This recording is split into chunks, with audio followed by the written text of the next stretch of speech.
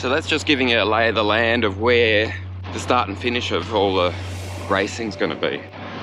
This is Marine Drive. It's just been resurfaced like yesterday. The bitumen is as smooth as I've ever seen a road be.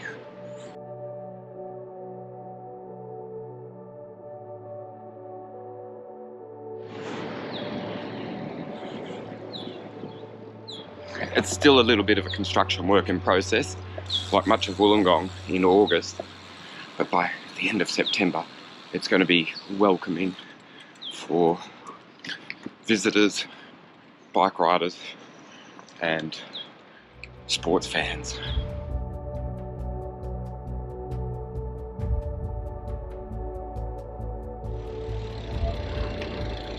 The road I'm on now is the finishing straight for the 2022 World Championships in Wollongong, and I'm going to do as much of the course as I can while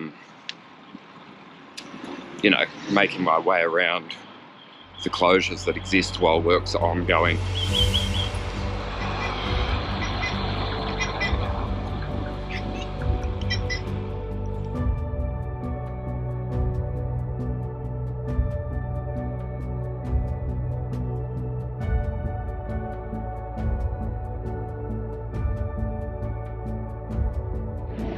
Okay, you got a lay of the land.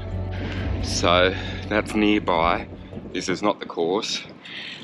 There's not a lot of cars out yet, but there's heaps and heaps of people taking advantage of this beautiful early morning light and mild conditions and early lack of wind.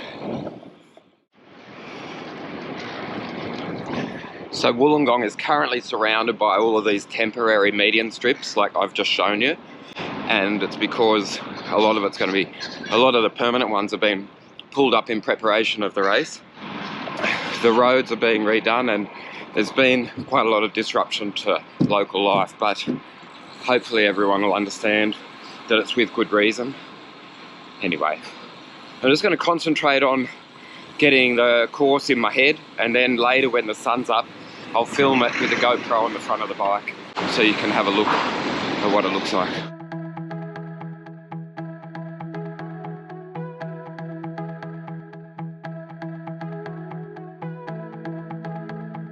So I'm riding west towards Mount Keira, but Mount Keira is not part of this little city loop. I'm going basically towards the university right now, up over this little flyover, and there's a train track that cuts up the guts of town, which sort of has made planning a little bit awkward, and that's why they're being quite particular of where they are sending the riders.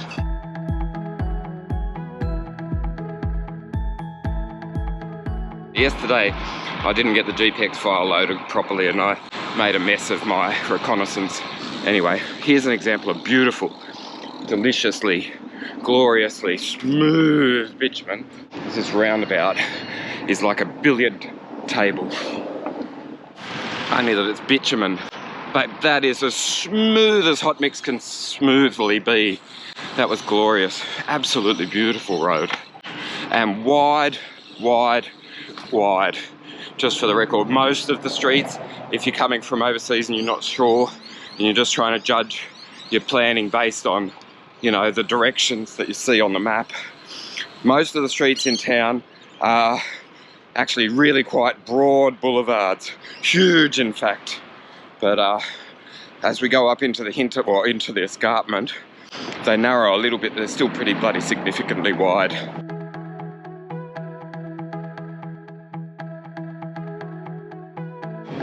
So as well as the railway tracks, there's also that road I just showed you, which is a huge thoroughfare, basically north to south.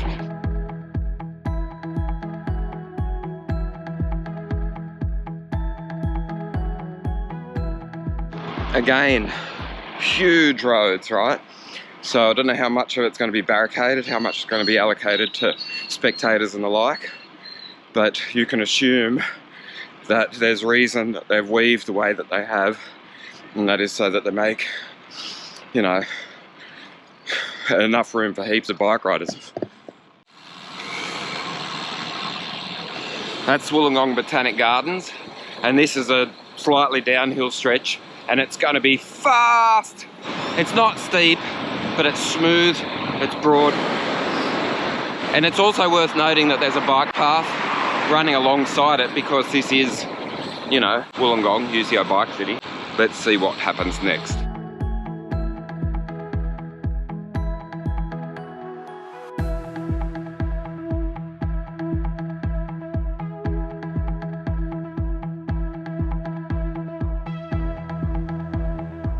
The train tracks and the motorway explains why it sort of zigzags in and out.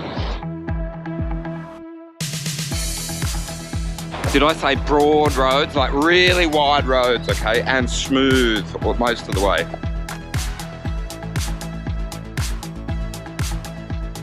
So I will just pause here for a moment to show you the kind of work that they're doing just to make it safe.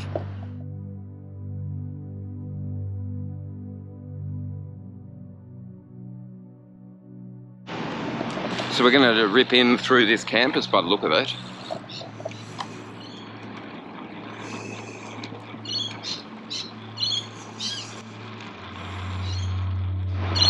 How good are GPX files? Like, it saved me. Yesterday I was trying to find my way around just based on my recollection of having lived in Wollongong years ago, back in the 90s.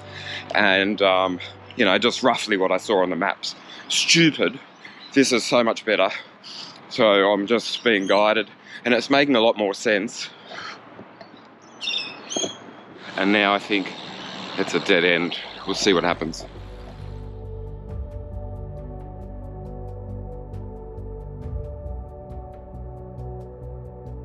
I'll just work some footpath magic here and get to the next stanza of the road. Easier said than done. I'm totally stuck. I can't go anywhere. So I'm just going to sort of work out a solution here and then I'll resume.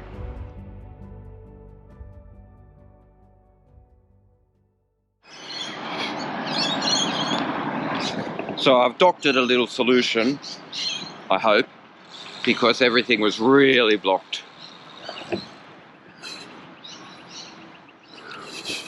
I think it might still be, because I don't know what's going on. Anyway, the challenges are trying to preview a course of a town that's, you know, a construction zone. I think I'm going to end up all right. I think I can get out back on the road again. But meanwhile, there you go. There's a, I don't know if that's a TAFE or a high school, but it's an educational facility. And I've just ridden bang on through it on a Wednesday morning. Aha, I have gotten through. Okay, just a little deviation. So the road comes from there. And all right, we're racing again. Boom, boom. All right, happy days.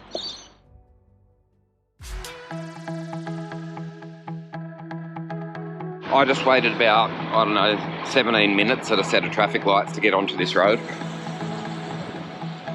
And it's a tiny little stretch of a super busy road, 6-lane road. This is the escape hatch for Wollongong. You just get out of town that way. And that leads you to Mount Ousley, which is a brutally steep highway, without the cars, which is a brutally steep highway that takes you away up the hill towards Sydney.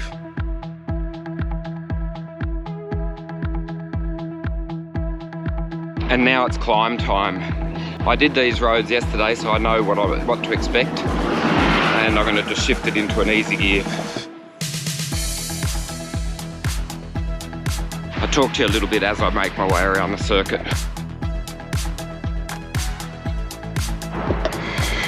That's Mount Keira up there. And that is just the first crest of the first little pinch in the climbing circuit. And I'm just trying to illustrate the point. So you go up, but then you get a reprieve, so you go down again. So yeah, there are like these steep pinches, but there's also these little dippers. Bit of a roller coaster ride. In other words, there's effort, reprieve, effort, reprieve. Yeah.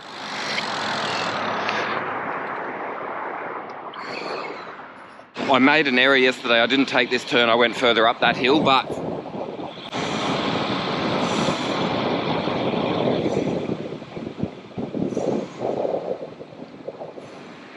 did I mention reprieve? Oh yeah. Get used to this name, okay? Ramah. R-A-M-A-H.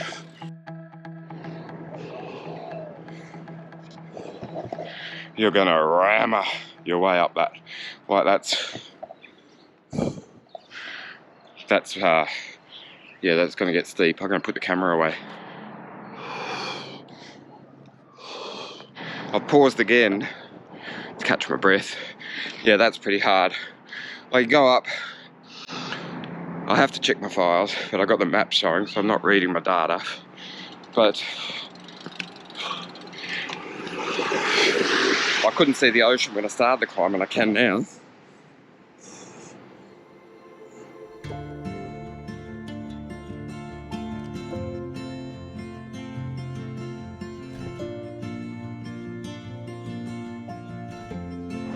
So between where I talked to you from last and here, it sort of plateaus a little bit. It's still going uphill, but it's not as brutal as the real nasty bit at the start.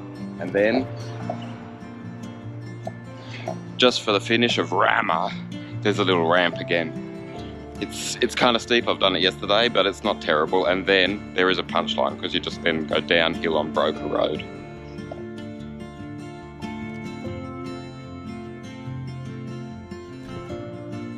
It's about to get real steep, but I'll just hold the camera and pedal at an idle pace as I go up this last little pinch of Ramah.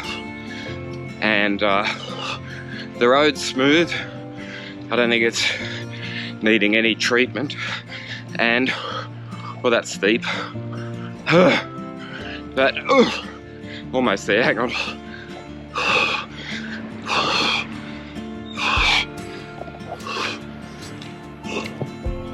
Oh, that's the nastiness over.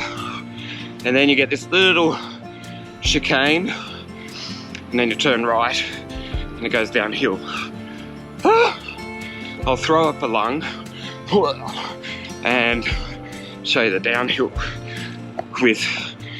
without pushing stop.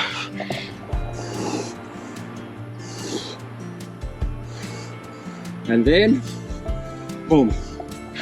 Right, out of the granny gear into the big ring.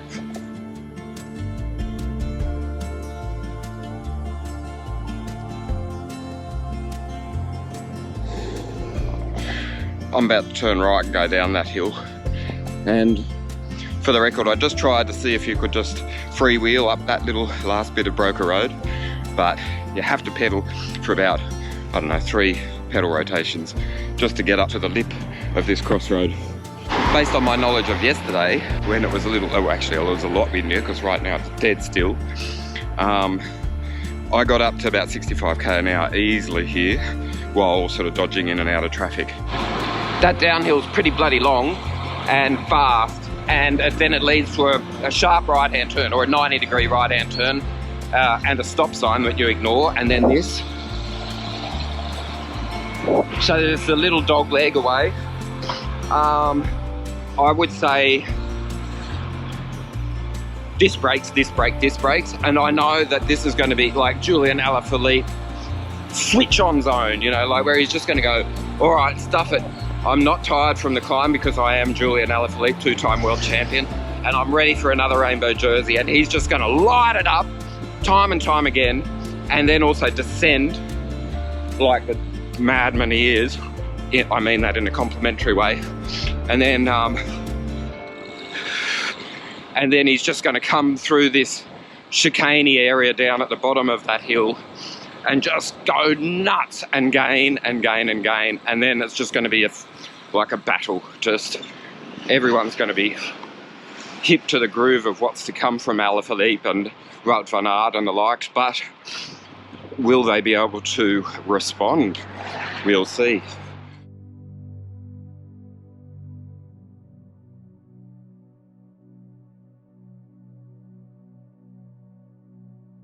So I've talked about how this circuit is in a really quite suburban setting. I think you have to agree with that appraisal. Like, there is beauty in nature all around, but they've kept it close to town.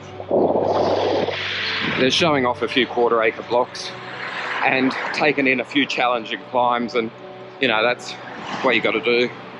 But at least it's not a pure circuit climb for the elite races.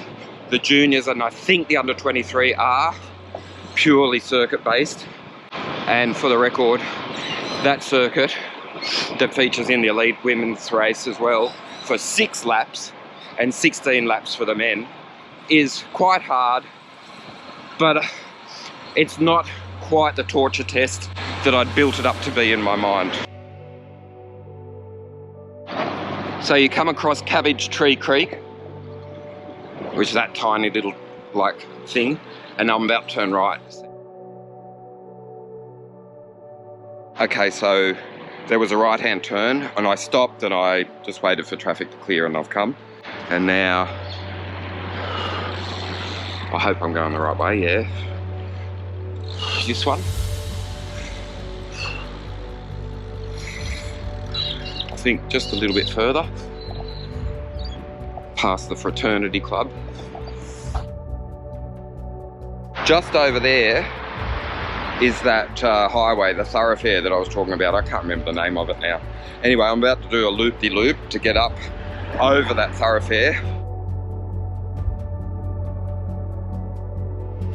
And I get to showcase more beautiful bitumen and the bloke who built it. Here we go. Good work, man. Beautiful road. And then we do this.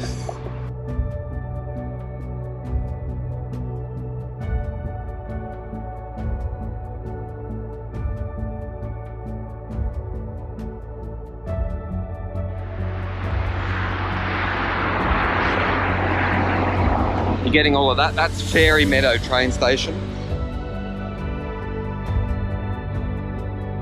That's Fairy Meadow. Yes, you read it right.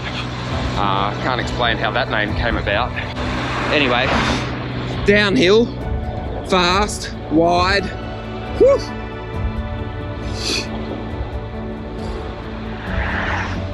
We're going to see a lot more of this circuit.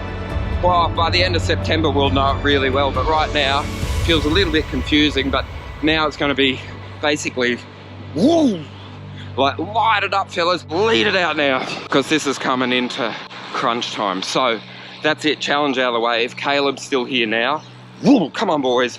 But I really, 16 times up and over that, I doubt it. I don't think he will be. So anyway, we'll see. I think I even got a green light, which is a miracle.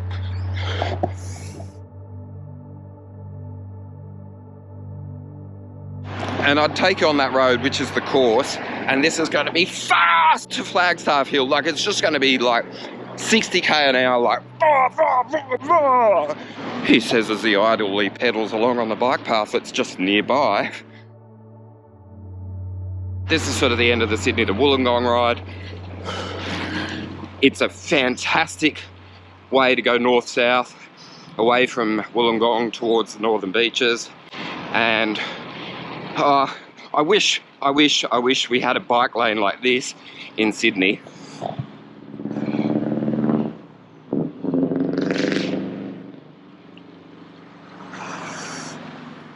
And while I've still got a little bit of GoPro battery left, I'll say, well, okay, I know the circuit now. I still have to think about it, but I'm really glad I had the GPX file to help navigate me through that scenario. It is complicated. I was interrupted by that thing in the TAFE, but yeah, I liked it. What do you think? Anyway, no comment. And from here, I'm gonna have to measure where the final kilometers are, but this stretch, like, memories of the hill are distant. They're gone, because along here, oh man, this is Michael Morkov's zone, where he's just like, okay boys, jump on. And Mads Pedersen will be going, God damn, I'm so lucky I'm Danish this year, because if Morkov does what he always does, which is just set up the sprint, that'd be amazing. But I don't think it's going to be a sprint, fellas. I really don't. I hope that ride made sense. Thanks for joining me on my ride. I'll show you more when I get to the finish.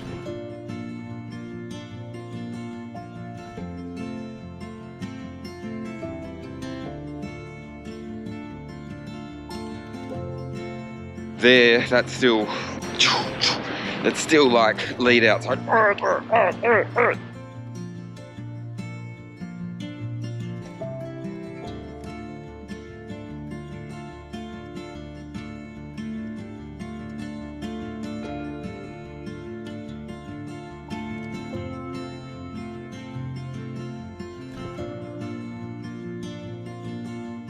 And we're back where I push start.